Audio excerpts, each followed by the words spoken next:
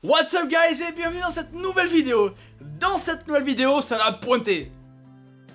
Non, pas comme ça, mais plutôt comme ça.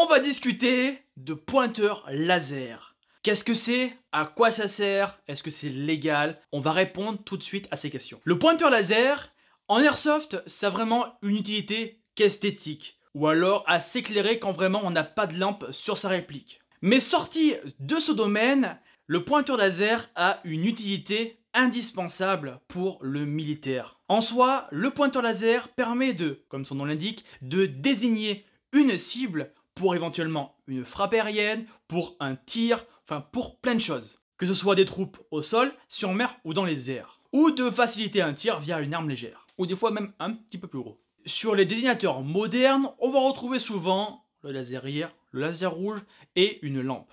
Mais aussi, on va pouvoir les coupler avec un switch qui va permettre d'utiliser une lampe, on va dire, autre que la lampe du PEC. Notamment une Surefire, c'est les plus connu. Mais voilà, souvent, avec quoi on va coupler notre pointeur laser. Mais revenons un petit peu en arrière. À l'époque, les PEC étaient réservés seulement aux forces spéciales. Pourquoi? Parce que leur forme, leur poids et leur spécificité étaient vraiment très complexes et seulement des opérateurs entraînés pouvaient les utiliser. Aujourd'hui, on va en trouver partout dans chaque système. Que ce soit sur le fantassin, sur le tank, sur l'avion, sur le navire de guerre, partout, il va y avoir un désignateur laser. Mais aussi chez certains tireurs sportifs. En France, c'est l'entreprise Thales qui équipe le matériel militaire français, notamment avec les produits Pod Damoclès et Pod Talios. Thales n'équipe pas la petite infanterie, c'est quand même dommage. Nos militaires sont équipés, en tout cas les forces spéciales sont équipées de PEC 15, de déballes à 2 ou à 3 suivant les années. Et pour les plus nostalgiques d'entre vous, ou pour les connaisseurs, on va retrouver pour l'infanterie de base le PEC Pirate, qui équipait le FAMAS, mais aussi le AIM-1 DLR. Et sans oublier le AIM 2000. Les civils ont-ils le droit de posséder un PEC, un laser? Oui. En soi, ce n'est pas interdit à condition qu'il ne dépasse pas la catégorie 2. Mais pour faire simple, il y a deux catégories.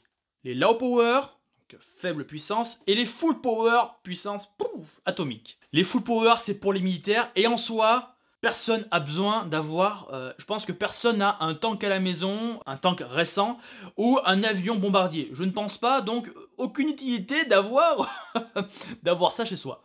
Donc un PEC catégorie 2, c'est largement suffisant. Aujourd'hui, l'achat d'un PEC est beaucoup plus facile. D'une part parce qu'il y en a plus, c'est une technologie qui s'est démocratisée et maintenant tous les fabricants chinois en proposent. Est-ce que pour autant c'est de la mauvaise qualité? Détrompez-vous. Derrière moi, ce sont des PEC qui ont plusieurs années pour certains et ils fonctionnent toujours parfaitement. Hormis quelques petits déréglages, ce qui peut arriver, j'ai jamais eu spécialement de problème avec des chinoiseries. Un fabricant, notamment FMA, a sorti un PEC qui est compatible, soi-disant, avec des armes à feu qui étaient disponibles sur JK Army. Voilà, c'est le Lab PEC 15 LA5. Je vous ai fait une petite liste de PEC pour votre culture générale, ou même si vous avez envie d'en posséder un, je vous ai mis quelques items qui pourraient éventuellement vous intéresser. Sur les photos que vous allez voir, il y aura un petit logo R, c'est-à-dire qu'il va y avoir une reproduction disponible voilà, sur le plus grand marché du monde, AliExpress par exemple, ou alors chez des petits revendeurs français de matériel d'airsoft. Donc commençons cette liste par la marque Insight, qui est une grosse marque américaine qui a produit de nombreux matériels Optronics, et notamment le premier dont on va parler, c'est le PEC 2. plus vulgairement appelé PEC, sa vraie dénomination Infrared Target Pointer Illuminator Aiming Light, ITPIAL. Le PEC 2, on va le voir, on va dire dans les années 2000. Ce sont des PEC qui sont rectangulaires, assez plats et qui équipent les M4A1 des militaires. Pour l'époque, c'était le feu quand même. Actuellement, bon, il y a plus petit, plus performant, il y a beaucoup mieux, mais à l'époque, c'était le top du top. Aux alentours de 800 €, vous allez pouvoir le trouver. En termes de reproduction, il en existe, mais c'est un petit peu plus rare en ce moment. C'était GP qui en faisait, et à l'époque, c'était une centaine d'euros. Donc là maintenant, je ne sais pas s'ils en font. Peut-être en impression 3D, je ne saurais vous dire. Un des PEC les plus connus, les plus présents parmi les militaires du monde entier, c'est le PEC 15. Advanced Target Pointer Illuminator Aiming Light, ATPIAL. Toujours chez Insight. Je crois que c'est le PEC qui a bénéficié le plus de reproduction. Parce que c'est plus présent. En termes de tarifs, c'est entre 1500 et 3000 €. Sur le marché européen, pour un full power, c'est 3000 €. Je rappelle qu'en France, c'est pas possible. C'est du catégorie 3. Mais pour des modèles civils, low power, c'est aux alentours de 1500 à 2000 et quelques euros. Parlons maintenant de son grand frère, le PEC 16. Essentiellement présent chez les forces américaines, il n'a pas spécialement eu le même succès que son petit frère. En termes de performance, je ne sais pas si c'est plus ou moins bien que le PEC 15, mais en tout cas, d'un point de vue esthétique, je le préfère. Pareil, en France, oubliez, c'est entre 1600 et 1800 €. Parlons d'un PEC qui a voulu être polyvalent, c'est le PEC 14. Le PEC 14 était destiné aux armes de poing, mais aussi aux armes légères.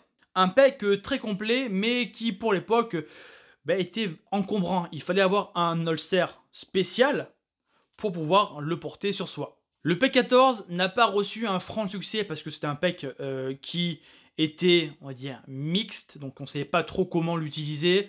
Sur un PA, c'était assez encombrant. Sur une arme légère, peut-être que ça faisait le taf, j'ai pas eu de retour dessus. Mais en tout cas, sur un PA, il fallait avoir le holster Safariland spécial. Donc si vous ne l'avez pas, vous ne pouviez pas l'équiper sur votre arme de poing, donc point négatif. Et à l'époque, je ne sais pas si le Kydex était spécialement démocratisé en France. Pourquoi en France?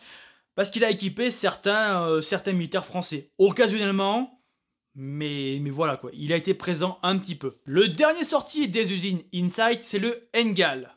Juste à titre informatif, voilà, c'est un truc...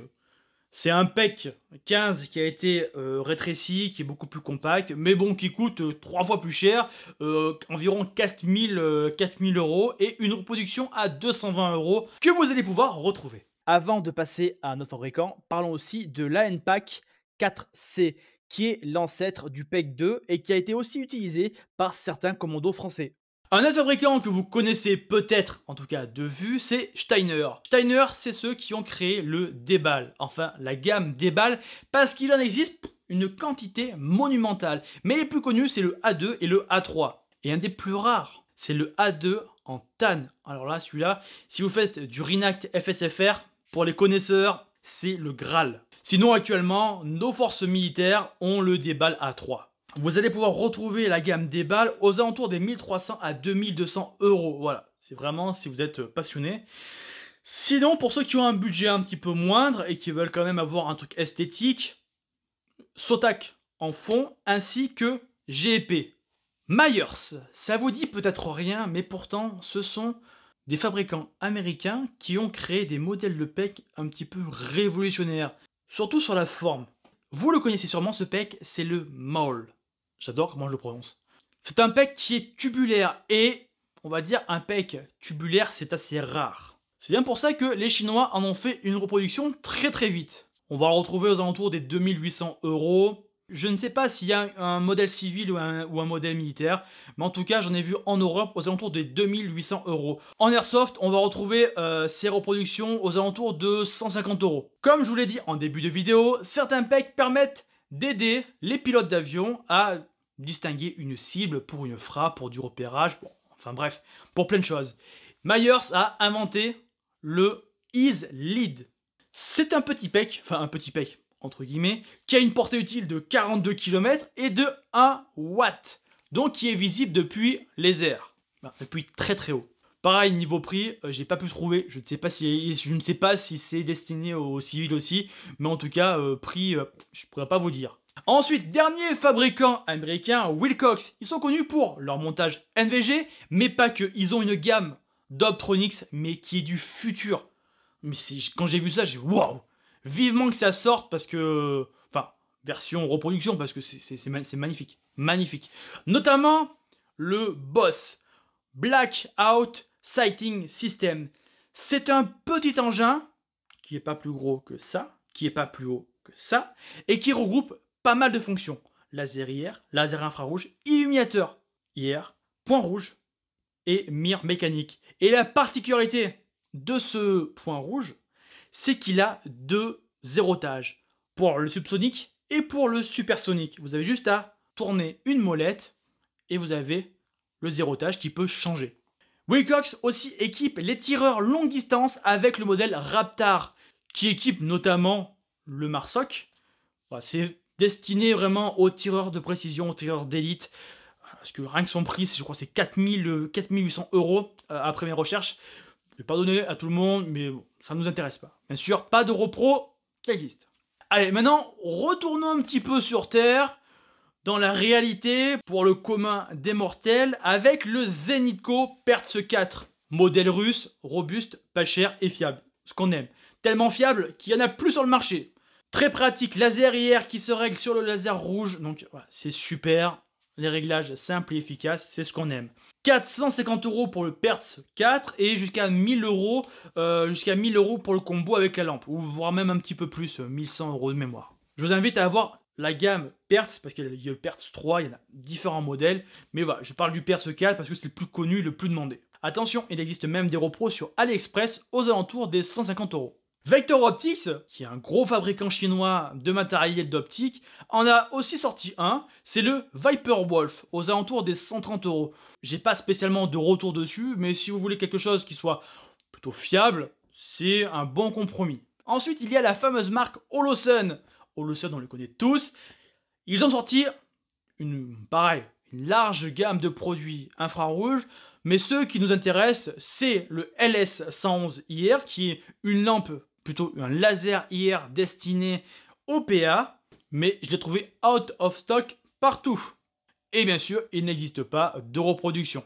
Et pour terminer avec Holosun, parlons du LS117 IR, qui est quant à lui plutôt destiné au ride Picatinny. Pour le modèle LS111, on va être aux alentours des 130 €, quant au LS117, plutôt autour des 350 €. Voilà, cette petite vidéo touche à sa fin. J'espère qu'on vous aura aidé à connaître d'autres modèles. Et pareil, faites vos recherches sur les différents fabricants que je vous ai cités.